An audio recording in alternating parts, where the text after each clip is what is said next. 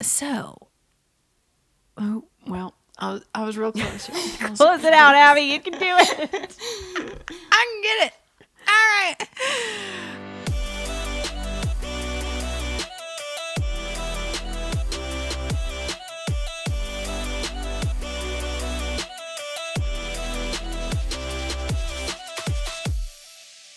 Hey everybody, it's Abby, your everyday mermaid, and this is Lauren. my mergal pal, and this is Felicia with fins. Yay! Yay! We are again here remotely, doing the best we can with video chat and our separate recording equipment. So bear with us if our reactions are slightly delayed. Okay, so Felicia with fins, you are just having a party over here because you just hit 1 million followers on TikTok. Bro, I don't understand. Well, yeah, I hit it the other day. Congratulations. Thank you. Oh my goodness. I did have a little That's party. amazing. So, yeah, you had some cake. Tell us about what you did to celebrate. Actually, I hit 1 million not subscribers, followers, fans, I don't know, whatever TikTok calls them, on my boyfriend's birthday. So, I felt like I couldn't, it was his day, so we celebrated with him, and then, I went and, came home, and my family started playing A Milli by, Lil Wayne or something. It's some sort of song. It just goes, says a million a bunch of times. And my little sister had made me a chocolate cake with 1 million, in candy written on it. And my mom got me a balloon. And then I had a live stream. So, yeah. That's amazing. For those who don't know about you or your mermaid journey, how did you become a mermaid in the first place? Oh gosh, it was pretty much a whirlwind. I've definitely always been a mermaid, but I actually, the first time swimming in a tail was at my Circus Siren pod audition at Mermagicon. Whoa. And I had just made the tail myself the night before, finished it. So, Oh my gosh. it was very whirlwind. I had bought a monofin before that and been in the pool and stuff and practice, but Yeah, in but still, terms being of in a monofin is not the same as being fully tailed. being in a full-on tail that I made myself, so it did not fit me properly. It was so big, it had a lot of drag, but yeah. So Mermagicon 2019 was my kind of first experience in mermaiding, and the whole community, the whole world. I was like, Mom, do you want to go to this convention with me? And she was like, okay. And then I was like, I kind of want to audition for this group. It seems cool. And then that was that. Well, that's quite the unconventional story. Figured. And so you've been swimming with the Circus Sirens ever since. Yeah, so I auditioned and then I made it, which was amazing. And so, yeah, that was my first year in mermaiding, was actually working as a professional, so that's pretty dang cool. That's amazing. Well, so as far as Circus Siren is concerned, for those who don't know about that, tell us more about your experience with Circus Siren and what you do for them. Sure, yeah. So Circus Siren Pod is a professional group of amazing mermaids and mermen, Yes. merfolk, and they perform all over the country. Sometimes they've even done international gigs. They do a lot of stuff, but they're most notably known for their 9-foot circular tank. Yep. And so that is hired by a lot of Renaissance festivals, and so that's some of the bigger gigs that I got to do. Yeah, so basically just performing in that really unique, super cool tank is what I mainly have done for them so far. Yeah. Wow. Yeah, that tank is a beast. Yes. I love it. It's a hefty tank. Yes, quite the hefty. Its name is piece of equipment. Albatross. Albatross. That makes sense. Yeah. That's good. It's a So seabird, funny. the largest flying seabird, I believe. Yeah. They're all named after, all the tanks are named after seabirds. Because there's a little one called Puffin and then a middle-sized one called Frigate. So, yeah. That's fun. That's very cute. So precious. I love it. Well, I mean, you're the most beautiful mermaid. And I must say, well, like, I got to know, like, because on TikTok, you know, I'm on TikTok, but really, as I told you at Mermagicon, Haley or Miss Luna Marie was the one that really, she called me and was like, you need to be on TikTok. But honestly, you came to one of our meetups, Yeah. our Nashville Mermaid Pod meetups, which was so Yes, fun. so fun. We loved having you. Please I come 100% back, you know, will. when all this pandemic world issues have to go away. Figures itself out. But yes, but you were like, while you were at the meetup, you were videoing with your phone and stuff and uploading the things to TikTok. And I'm like, that's when it first like crossed my mind. I was like, what is, like, am I too old for this? I was about to say, Like, Abby, am did you I- get your what is cane it? out and go, what's this I hear about a TikToking? Yes. This is what the youngins are doing these days.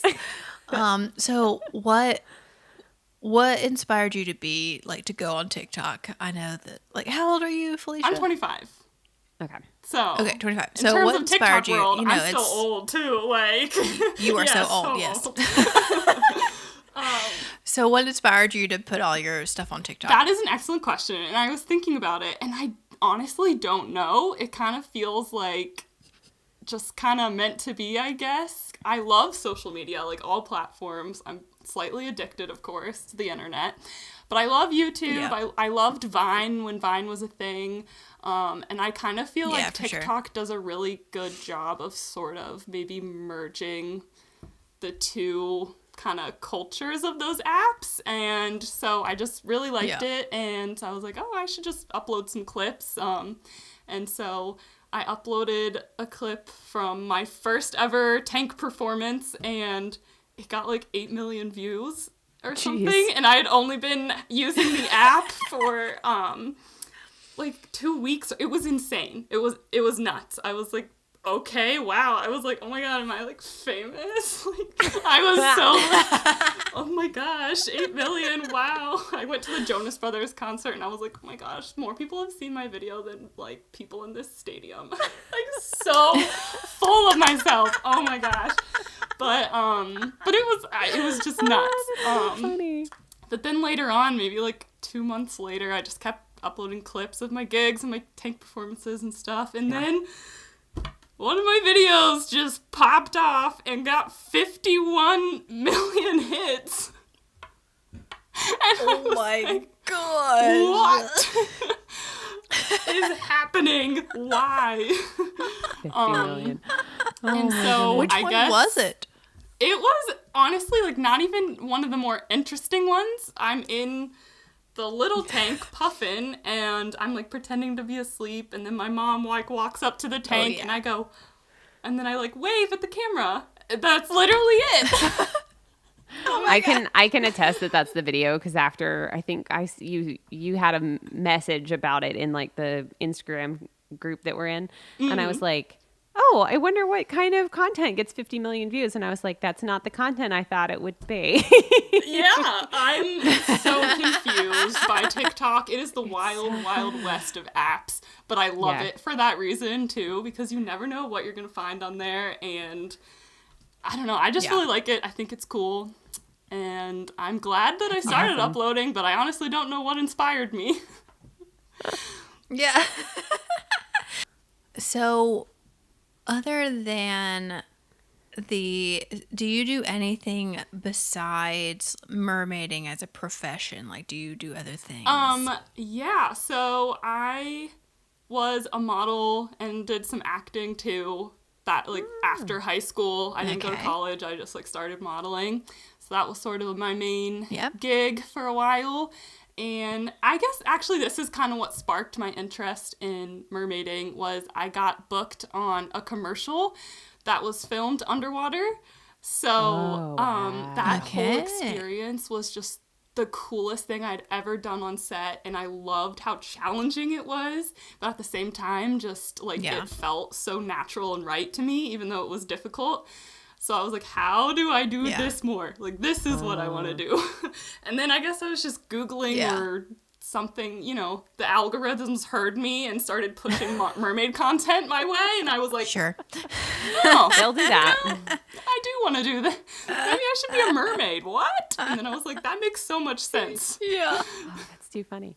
Well, that does make me think, though, because, so you said Mermagicon 2019 is when you auditioned, right? Mm-hmm. So 2020 was your first time behind the scenes. Yeah. So how was that? Like, I volunteered as the social media liaison and press person for the convention. So I went from 2019 auditioning and then 2020 working the convention, which was just nuts. But so cool. Yeah. And I just got to like run around the convention and take pictures of people and post to the Instagram stories and stuff. And I got to just talk to the press people and coordinate whatever they needed. So it was pretty sweet. So at Mermagicon, speaking of Mermagicon, you debuted a new tale that you made, right? Yeah. Yes, I did. So the year before, 2019, I made a tale leading up to Mermagicon, and then I was like, let's do it again this year. So yeah. So tell us about the materials and how long it took and all the details. Yes. So it is an individually scaled silicone tail. So it took quite some time, but not too long. I mean, maybe like a couple weeks, maybe a month. Once I procrastinated for a while. Like I bought. That's a big difference between those two. A couple of months or a couple of weeks and a month. Yeah. I just kind of procrastinated a lot because I knew it was going to be a thing. I had bought the fluke before from an Etsy seller, and then a couple months went by and I didn't do anything else, and then I was like, okay, I have to do this. So then after, a couple weeks, I had scaled the whole thing. Wow. Yeah. Now, is that the one that looks like pebbles, right? They look like little pebble scales. Yeah, it's like multicolored. Yeah. People call it funfetti or candy colored. So it's got a little bit of everything in there. It's so beautiful, cute. and I love it because it's very unique. Like it definitely doesn't look like a tail that's out there right now. It's very unique to you and to your style. I think that it looks like a little riverbed. That's why I've said pebbles, because that's what it looks like to me. Is because we have a lot of rivers here that are pebbled, and they have all different colors in them, and they change color in and out of the water. And so that always make me thought, yes, that's what it made me think of. I was like, it makes me think of our little pebbles that we have that change color. Oh, cool. Thank you. I love that. Your pebble So tail. cute. I was like, oh, I know Felicia. She's got the pebbled tail. I love that. What was your inspiration for your tail colors? So originally I wanted it to be kind of like metallic. I wanted sort of, I don't know, like rose gold and pearly colors. And then my mom and my roommate were like, no, add some blue in there. And I was like, okay. And so then I started doing it, and I was like, ooh, I don't know if this is really what I was going for, but I had already started. So I just kind of experimented with all of the pigments that I had and made a bunch of different colors. And the inspiration, I guess, is just like pearls. I have this like pearl necklace that I wear in the tank sometimes. And pearls can be, they have a spectrum of colors. So I guess that's sort of what I was going for. Nice. Yeah, I love it. And a little input from mom and sis isn't a bad thing. I like that. So as far as, it's so crazy how quickly you became a mermaid, because it's typically not that way. But if you had some advice for those that are wanting to become a mermaid, what advice would you give them? Yeah. So I think what really helped me was everything in my life leading up to when I decided to become a mermaid really prepared me. And one of the biggest things I would say is being a lifeguard and being a really strong and safe swimmer and knowing about like just kind of water safety and being calm and comfortable in and around water is like number one for me. That's what I tell anybody who asks, is just practice being comfortable and calm in the water. For sure. And that helps with your modeling too. Yeah, definitely. Mm-hmm. Well, I think like being a lifeguard has a lot of life skills involved in it in general, like safety and water and being able to sit for long periods of time. Yes. Yes. Yes, definitely. So, as far as your modeling is concerned, are you still doing some of that, or have you kind of like swapped over to mostly mermaid? Mentally, I've swapped over to mostly mermaiding, but I still have agencies and do castings here and there, but my heart is like 100% mermaid now, so, I love it. But I would really like to combine the worlds and do more modeling as a mermaid or underwater. Ultimate goal, of course, would be in a film or TV show or something along those lines, working as a mermaid underwater, anything in that realm. So it's possible, my darling. It's out possible. There. It is. That's amazing. So what kind of things do you think you'll be seeing like in the near future? Hopefully, you know, like let's say that we're not in the craziness that we're in now, but what kind of things can you reveal that you and Circus Siren are up to next? Oh gosh. Well, actually Circus Siren Pod just came out with a Patreon. So that's really exciting. We have a mentorship program through that. So if anybody has any questions about becoming a professional mermaid, we're doing kind of just, giving advice and mentoring people that way. And we're also going to be creating content and stuff for Patreon. So I'm really excited once we can all be together to actually make it happen, you know, in a more organic way. But for now, we're giving a lot of video advice. Along those lines, as far as the quarantine and pandemic is concerned, how are you dealing with that? Like from a mermaid's perspective, from just a human perspective, how are you dealing with it? Yeah, it's pretty nuts. I definitely am drying up. I miss swimming and being with people for sure. But I'm doing pretty well. I'm super happy for social media in a time like this because I can stay connected with people. I think I definitely need to find a balance between spending too much time on the internet and staying connected with people. But I'm super grateful that it is a thing and that I can, you know, make videos. And even if it's just in the bathtub, we're all going through the same thing. So the name that you like subscribe to, you are Felicia with Fins. Do tell how that is the cutest little thing, and it's so easy to remember.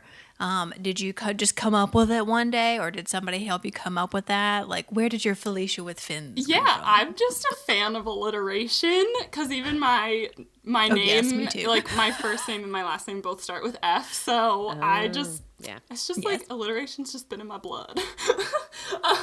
And it was just a pretty natural thing to come up with, and I actually don't love the word fluke. So I used to always refer to the end, like the fluke, as just a fin.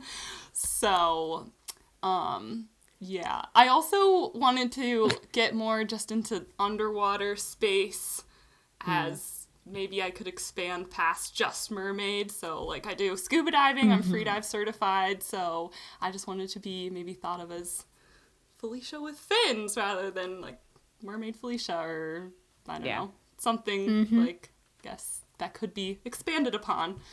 You also have just started your own merch line. Yes! Yay. Tell us about it. Yeah, so, I mean, I've always been obsessed with, like, YouTubers and just social media in general, and I always thought it was so cool that people had merch, but, so it was always something I thought of in the back of my mind. I'm like, oh, I wonder if I'll, like, could ever do that. I used to be in fashion, you know, as a model, but also interested in it, like, growing up. And my grandma's super into fashion and merchandising and things. So, it was something that I'd always kind of wanted to do. And then I just thought of the design, and I was like, I wonder if I can make this happen, but I'm not that artistic. But actually, I found an artist on TikTok, just a young artist who I liked her drawings, so I just reached out to her and I was like, hey, like, how much for you to make this concept come to life? And she was like, oh, I'll do it. And I was like, awesome. And then just researching stuff, I found Teespring, and they're really high quality, and they even have an eco line.